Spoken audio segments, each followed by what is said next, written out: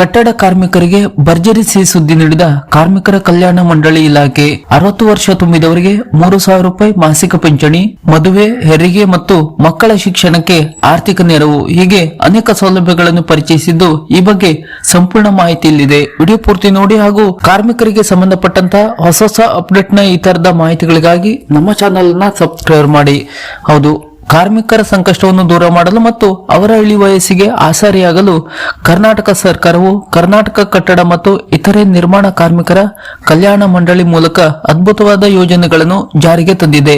ನಿಮ್ಮ ಬಳಿ ಒಂದು ಲೇಬರ್ ಕಾರ್ಡ್ ಇದ್ದರೆ ಸಾಕು. 60 ವರ್ಷದ ಬಳಿಕ ಮಾಸಿಕ 3,000 ರೂಪಾಯಿ ಪಿಂಚಣಿ, ಮಕ್ಕಳ ಮದುವೆ, ಹೆರಿಗೆ ಮತ್ತು ವಿದ್ಯಾಭ್ಯಾಸಕ್ಕೆ ಲಕ್ಷಾಂತರ ರೂಪಾಯಿಗಳ ಆರ್ಥಿಕ ನೆರವು ನಿಮ್ಮದಾಗುತ್ತದೆ. ಕಟ್ಟಡ ನಿರ್ಮಾಣ, ರಸ್ತೆ ಕಾಮಗಾರಿ, ಬಣ್ಣ ಬಳಿಯುವುದು, ಪ್ಲಂಬಿಂಗ್ ಸೇರಿದಂತೆ ನಿರ್ಮಾಣ ವಲಯದಲ್ಲಿ ದುಡಿಯುವ ಅಸಂಘಟಿತ ಕಾರ್ಮಿಕರ ಹಿತರಕ್ಷಣೆಗಾಗಿ ಕರ್ನಾಟಕ ಸರ್ಕಾರವು ಕರ್ನಾಟಕ ಕಟ್ಟಡ ಮತ್ತು ಇತರೆ ನಿರ್ಮಾಣ ಕಾರ್ಮಿಕರ ಪಿಂಚಣಿ ಮತ್ತು ಕಲ್ಯಾಣ ಯೋಜನೆಯನ್ನು ಅನುಷ್ಠಾನಗೊಳಿಸಿದೆ.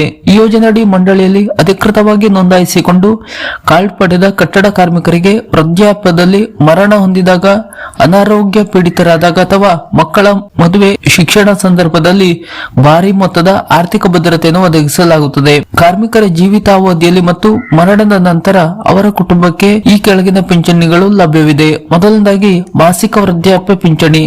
ಮಂಡಳಿಯಲ್ಲಿ ನೋಂದಾಯಿತರಾಗಿರುವ ಕಟ್ಟಡ ಕಾರ್ಮಿಕರಿಗೆ 60 ವರ್ಷ ವಯಸ್ಸು ಪೂರೈಸಿದ ನಂತರ ಜೀವನ ನಿರ್ವಹಣೆಗಾಗಿ ಪ್ರತಿ ತಿಂಗಳು 3,000 ರೂಪಾಯಿಗಳ ಪಿಂಚಣಿಯನ್ನು ನೇರವಾಗಿ ಅವರ ಬ್ಯಾಂಕ್ ಖಾತೆಗೆ ಜಮಾವಣೆ ಮಾಡಲಾಗುತ್ತದೆ. ಎರಡನೆಯದಾಗಿ ದುರ್ಬಲತೆ ಪಿಂಚಣಿ ಅಂದರೆ ಅಂಗವಿಕಲತೆ ಪಿಂಚಣಿ.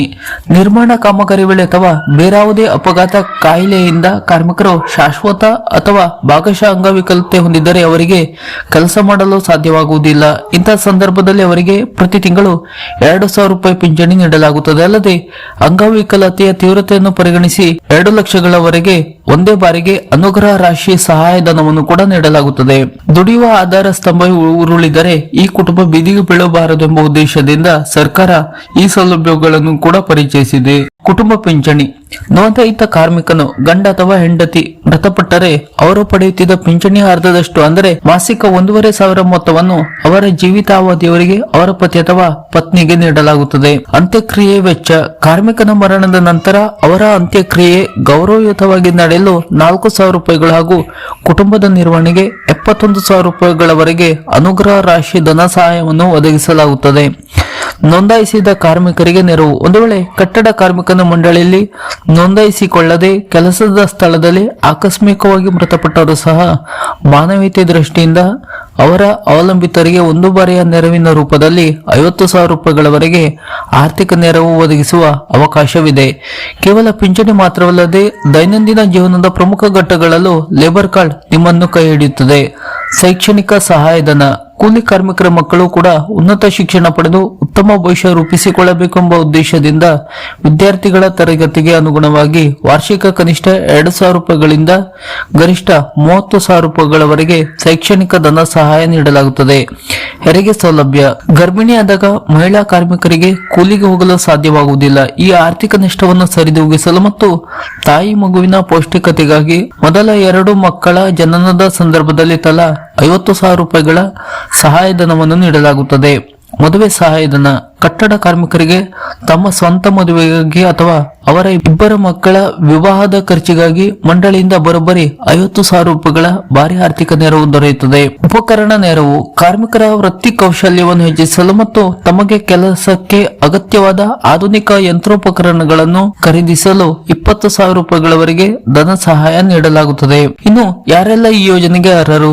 ಈ ಎಲ್ಲಾ ಸೌಲಭ್ಯಗಳನ್ನು ಪಡೆಯಲು ಈ ಕೆಳಗಿನ ಅರ್ಹತೆಗಳನ್ನು ಕಡ್ಡಾಯವಾಗಿ ಹೊಂದಿರಬೇಕು. ಅರ್ಜಿದಾರರು ಕಡ್ಡಾಯವಾಗಿ ಕಟ್ಟಡ ನಿರ್ಮಾಣ ವಲಯದಲ್ಲಿ ಅಂದರೆ ಮರಗೆಲಸ, ಮೇಸ್ತ್ರಿ, ಪೈಂಟರ್, ಪ್ಲಂಬರ್, ಎಲೆಕ್ಟ್ರಿಷಿಯನ್, ಬಾರ್ಬೆಂಡರ್ ಇತ್ಯಾದಿ ಕೆಲಸ ಮಾಡುತ್ತಿರಬೇಕು. ವೃದ್ಧಾಪ್ಯ ಪಿಂಚಣಿ ಪಡೆಯಲು ಕನಿಷ್ಠ 60 ವರ್ಷ ವಯಸ್ಸಾಗಿರಬೇಕು. 60 ವರ್ಷ ಪೂರ್ಣಗೊಳ್ಳುವ ಮೊದಲು ಕನಿಷ್ಠ 3 ವರ್ಷಗಳ ಕಾಲ ನಿರಂತರವಾಗಿ ಮಂಡಳಿಯ ನೋಂದಾಯಿತ ಫಲಾನುಭವಿಯಾಗಿರಬೇಕು. ಅಂದರೆ ಕಾರ್ಡ್ ಚಾಲ್ತಿಯಲ್ಲಿರಬೇಕು. ವರ್ಷಕ್ಕೆ ಕನಿಷ್ಠ 90 ದಿನಗಳ ಕಾಲ ನಿರ್ಮಾಣ ಕಾಮಗಾರಿಯಲ್ಲಿ ತೊಡಗಿಸಿಕೊಂಡಿರುವ ಬಗ್ಗೆ ದೃಢೀಕರಣ ಪತ್ರ ಹೊಂದಿರಬೇಕು. ಇನ್ನು ಹೊಸದಾಗಿ ಲೇಬರ್ ಕಾರ್ಡ್ ಮಾಡುವವರು ಸೇವಾ ಸಿಂಧು ಅಥವಾ ಕಾರ್ಮಿಕ ಇಲಾಖೆಯ ವೆಬ್ಸೈಟ್ ಮೂಲಕ ಸುಲಭವಾಗಿ ಆನ್ಲೈನ್ ನಲ್ಲಿ ಅರ್ಜಿ ಸಲ್ಲಿಸಬಹುದು. ಕಾರ್ಮಿಕರಿಗೆ ಸಂಬಂಧಪಟ್ಟಂತ ಹಾಗೂ ಸರ್ಕಾರದ ಇತರದ ಹೊಸ ಅಪ್ಡೇಟ್ ನ ಮಾಹಿತಿಗಳಿಗಾಗಿ ನಮ್ಮ ಚಾನೆಲ್ ಅನ್ನ ಸಬ್ಸ್ಕ್ರೈಬ್ ಮಾಡಿ. ನಮಸ್ಕಾರ.